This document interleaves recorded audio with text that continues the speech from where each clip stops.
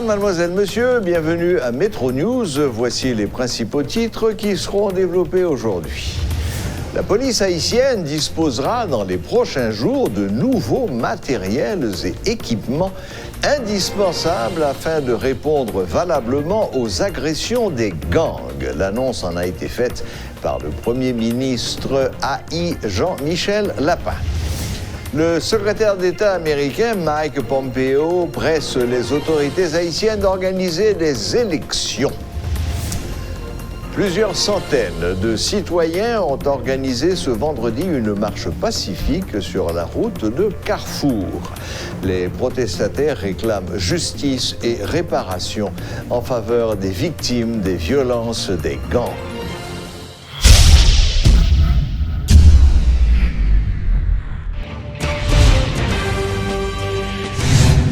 Au début de la semaine prochaine, les forces de police pourraient lancer une grande offensive contre les groupes armés dans la région métropolitaine de Port-au-Prince. Le Premier ministre haï Jean-Michel Lapin a assuré que la police haïtienne disposera dans les 72 heures de nouveaux matériels et équipements indispensables pour le maintien de l'ordre. Ces équipements permettront à la PNH de répondre valablement aux agressions des gangs, a dit M. Lapin, refusant toutefois de fournir des détails sur les matériels.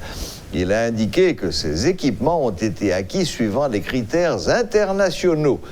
Dans le cadre de la nouvelle stratégie, les policiers de toutes les unités seront impliqués dans le dispositif visant à rétablir le climat sécuritaire.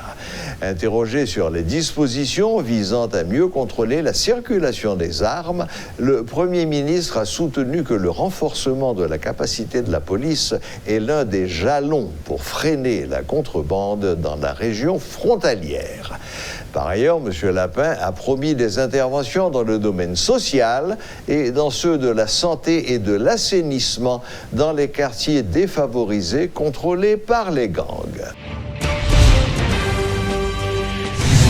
Ils étaient plusieurs centaines ce vendredi à marcher sur la route de Carrefour pour réclamer justice et réparation pour les victimes de Cité de l'Éternel, une initiative d'un groupe de citoyens à l'entrée sud de la capitale haïtienne où l'insécurité fait rage depuis plusieurs mois. Les protestataires demandent aux autorités compétentes de prendre toutes les dispositions nécessaires afin de procéder à l'arrestation des membres de gangs qui terrorisent la population. La marche s'est déroulée sans incident et sous forte escorte policière. Cependant, la circulation a été perturbée au niveau de ce tronçon. Je dis à la rue que nous prenons, c'est parce que nous voulons un message clair. Message à qui s'allier? C'est parce que la population n'a pas en affaire avec personne. Le monde campé ou dit ou gen zam pour goumen contre la population, à qui ça va goumen contre? En tant que comité victime 18 et janvier 2020, nous dit que faut que nous ayons une justice, faut une réparation, faut que nous capable vraiment jouer un encadrement pour l'État, capable d'accompagner, de sécurité. Parce que zone non pas une zone de non-droit que au titre là. C'est pour la première fois que vous vivez ça où vous vivez là. Côté 12 janvier, il y a une seule graine caille qui est écrasée dans la Cité de l'Éternel. Mais je ne dis qu'il y a plus que 40 victimes par balle. L'homme dit 40 victimes morts par balle. Sans compter l'autre monde qui prend balle à l'hôpital. Alors moi-même c'est un homme qui est victime côté business écrasé, côté motocyclette moi, c'est sous les tué élément qui relève Boris Olsen. Je ne dis demander justice, réparation, que l'État assume responsabilité. Et pour que l'État prenne responsabilité pour le peuple, troisième circonscription sécurité, spécialement en dans Cité de l'Éternel. En dans Cité de l'Éternel, nous avons un ensemble de monde qui sont victimes là. Nous avons demandé l'État haïtien pour faire une intervention rapide pour les gens qui dominent l'église Sainte-Bernadette, qui dominent dans Pérou, qui dominent sous place Fontamara. Protection civile spécialement ministère de l'Intérieur pour faire une intervention pour te bagaille pour Mounzayo parce que hier soir là puis tombé Mounzayo c'est aux abois. Ou rend nous compte pendant toute bagaille sont passé 18 là Pas jamais un responsable d'État qui font intervention rapide dans la cité pour porter un soutien, un support. Village de Dieu est débarqué en dedans. Mais nous-mêmes, nous pas gagné un groupe qui a mis la caille nous pour nous répondre avec eux. Nous pas dans ça. Nous pas mon azab la caille nous. Son communauté qui paisible, qui vivent dans toute tranquillité. Nèg débarqué, sans pas gain zam mais nous pas gain zam mais nous. Si nous armés nous-mêmes, nous t'a répondu, nous pas gain zam mais nous. Les autorités américaines exhortent le gouvernement haïtien à réaliser des élections législatives en vue de rétablir le fonctionnement normal des institutions démocratiques.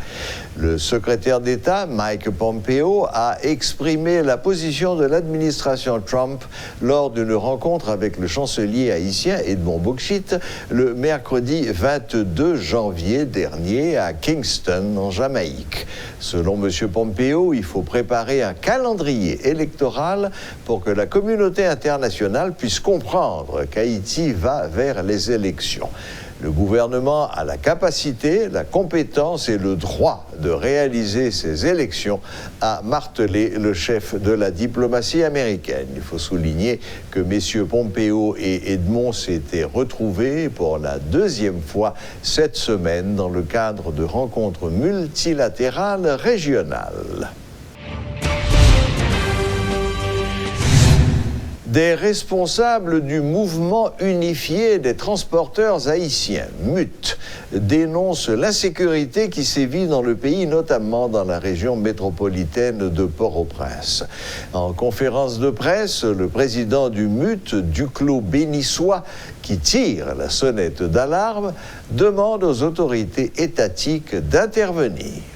Une quinzaine de chauffeurs ont été tués au volant de leur véhicule de transport en commun au cours de l'année 2019, a déploré Duclos Bénissois.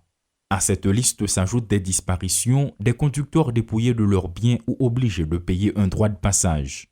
Cette dégradation de la situation inquiète fortement les membres du MUT. Le numéro 1 de cette structure exprime son mécontentement par rapport à la montée de l'insécurité urbaine. Il faut repenser au point de vue urbain. Yo prend année dernière près de 15 chauffeurs mourir sur machine yo. Année ça yo saute prend machine là mardian là on autobus à tout monde là donné dans zone métropolitaine là zone la rue de la Réunion. Ça veut dire moun qui gen zami yo a monter sans côté pour arriver sans dans palais mais il a privé quand même. Il a privé quand même parce que si on arrive devant l'hôpital général pour prendre autobus, il a privé dans palais quand même. Même mardi ça yo prend 5 machines sous frontière. Yo prend 5. Yo prend un camion à toute marchandise, yo prend Denis Santa 3, yo prend un Prado, et yo prend l'autre machine qui ne va identifier. L'insécurité routière, deuxième point évoqué par M. Bénissois. C'est l'une des causes des accidents graves observés ces derniers temps, a-t-il rappelé. Des promesses relatives au réaménagement de plusieurs tronçons de route de la zone métropolitaine ont été faites, mais concrètement, aucun acte n'a suivi, s'indigne-t-il. Duclos Bénissois estime que le mauvais état des infrastructures routières est bénéfique aux kidnappeurs. Moi, dans la machine, ou bien dans la machine, ou n'importe où dans la machine. Et puis, quand on qui retourne, il dit c'est la police qui est liée. La fait fouille. Et puis, son faux policier qui a un uniforme de la police sous lui. Ça, c'est l'autre insécurité. Parce que, on a bien bal fouiller la machine. Même pas vrai bal fouiller la machine, non, parce que, je ne sais pas qui est. Pour qu'on a bal fouiller, il dit c'est policier. Les gens vont franc matin pour la machine la laver. Son policier qui a kidnappé. Alors, on a kidnappé, c'est-à-dire que je sais policiers. Maintenant, il faut que la police ait l'autre stratégie pour leur faire fouiller, pour être capable de connaître comment la police doit faire fouiller et quel type de comportement la police doit gagner. Qui machine la police véritablement qui est habilitée pour faire fouiller, quel type d'uniforme qui est sur eux. Plus de 2 millions de citoyens haïtiens sont en situation d'insécurité alimentaire. Qui plus est, les prix des produits de première nécessité ne cessent de grimper. Une situation qui révolte les membres du MUT. Ils l'ont déploré tout au long de l'année 2019 et ils reviennent à la charge en 2020. Nous avons dit 3 graines de bananes à 93 gouttes. Je dis à 3 graines de bananes à 125 gouttes. 125 gouttes. Rapide au presto. En demi-gallon d'huile, tu vends 200 gouttes. Je dis à vendre 325 gouttes. C'est bon, je vais ça. C'est bon, je vais. Je ne parle pas de ça seulement, je parle de charbon, je parle de l'eau, il n'y a pas de bagages, nous parlons de ça seulement. PAM, c'est le programme alimentaire mondial qui dit que nous avons une extrême pauvreté à près de 5 millions de monde. 5 millions de monde sur 12 millions. Ça dit beaucoup. C'est-à-dire d'ici l'année prochaine, 2021-2022, moun a mouru grand goût. Le pays n'en peut plus, clame Duclos bénissois, la voix principale du meute. Et la situation ne semble pas en passe de s'arranger. Pas plus tard que la semaine dernière, rappelons-le, un chauffeur et plusieurs passagers se trouvant à bord d'un minibus à la route de la Réunion ont été enlevés par des hommes armés.